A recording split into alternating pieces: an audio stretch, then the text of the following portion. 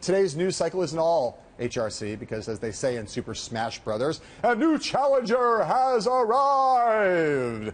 6 months ago, the conventional wisdom was that Marco Rubio wouldn't ever consider running for president if his friend and semi-mentor Jeb Bush was in. But that CW turned out to be conventional wisdom. In like 45 minutes, Rubio is going to make his formal entrance into the race.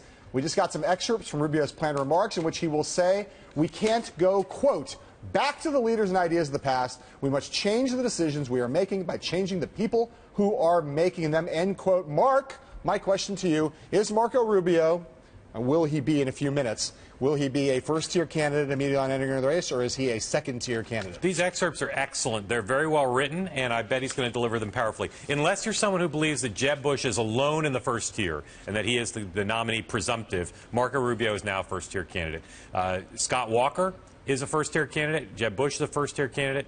I think that's probably it at this point. He has catapulted himself through great performances at these multi-candidate events, particularly ones for donors that aren't open to the press and the public, and by being a new face. Right. And his emphasis on middle-class economics is really strong for a lot of people in the party. I think it's unfair to leave Ted Cruz out of the top tier, and by which I mean he has a plausible route to winning one of the early states. He's raised a ton of money through his super PAC vehicles last week, and he gave a great performance in his opening thing. At this point in the race, he's in that top tier for me.